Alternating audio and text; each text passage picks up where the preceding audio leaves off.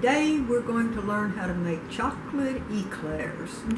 Alright, chocolate eclair. 1 cup of water. Bring it to a ball with 1/2 a cup of butter. So we're going to grease the cookie sheet that we're baking our eclairs on? Yes. Okay.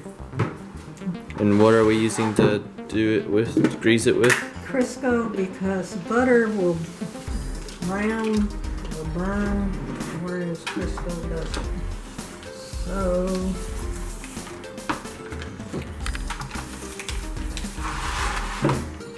I don't use butter for this. Alright, it's boiling. Got 1 cup of flour, 1/4 teaspoon of salt in there. Dump it in and stir. See how it forms a ball? You put 1 egg in at a time. You have to add 1 egg at a time. And after each egg, you beat it until it gets back into a ball again. Now you're ready for the next egg. I would suggest using large eggs, not extra large eggs. Ready to pop them on the cookie sheet. Now all of them should stick up more like that. But see, like I say, I used eggs that were a little too large. Alright, ready to go into the oven. They're not standing up quite as good as I like them to, but maybe they will rise. 425 is the temperature we need for the first 25 minutes, I think, and I will check and make sure. Nope, for 15 minutes at 425. While they're baking in the oven, you can fix your filling.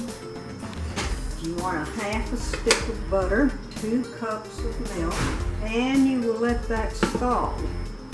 I like to use Borden's. I like to definitely use 4%. While the milk is heating up, I stir in 1/2 a cup of flour with 1½ cup of sugar. And a little bit of salt brings out the sweetness. Absolutely no lumps of flour, and the milk and the butter is all melted, so you just pour it in and stir it in. And a wooden spatula works much better for this job because you can keep it off the bottom of the scorching on the bottom of the pan. And I do turn the fire down to medium heat at this stage after I heat my milk, because it sure will scorch if you don't watch it. See how they have popped up?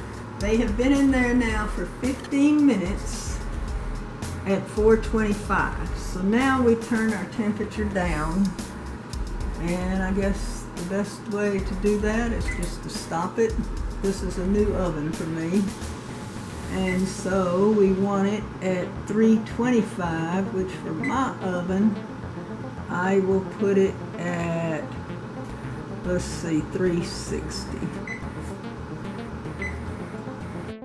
Okay. Yeah, you ready? Uh-huh. Okay, now it is thickening up. Good. So now we need to add the eggs. These are some egg yolks.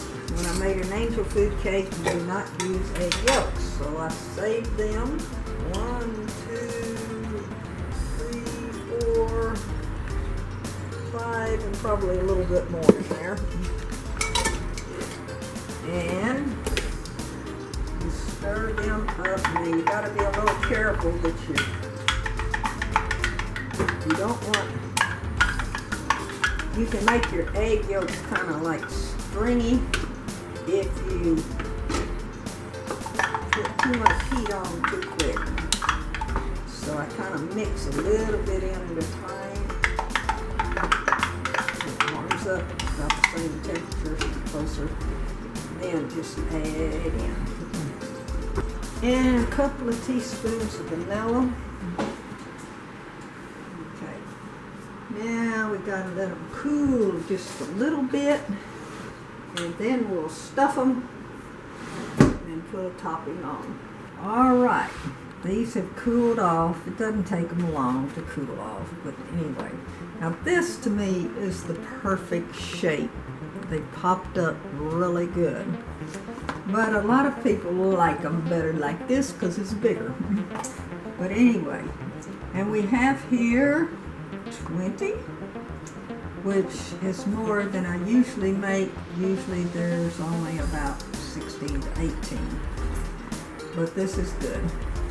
Okay, you just slice off. Some people, they'll stick a little hole in and put all the filling into a tube and then just squish it all in. But I just do it like this.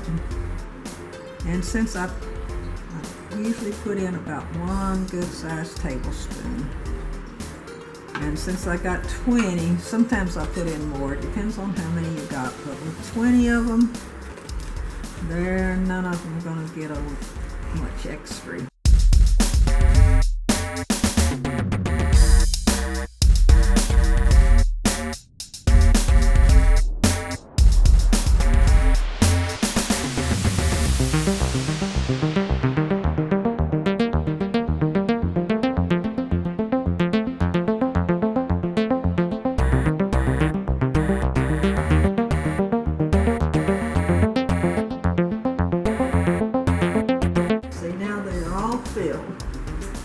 So we come over here and we melt 2 tablespoons of butter in 1/4 cup of water.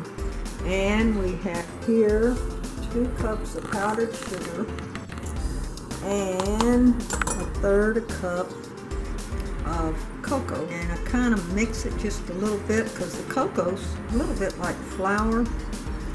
It'll clump up together. So I kind of stir it in with the sugar a little bit.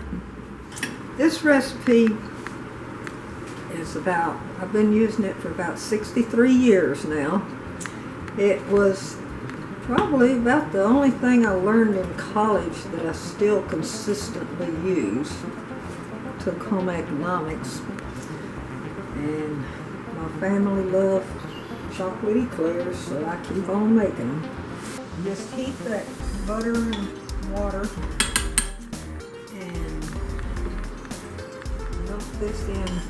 Make sure it's good and warm. Okay, dump this in.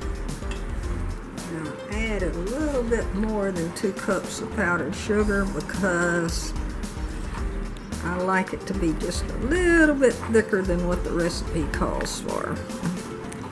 But if I've got it too thick, I can just always add a little more water. Okay, we just drizzle it on like so.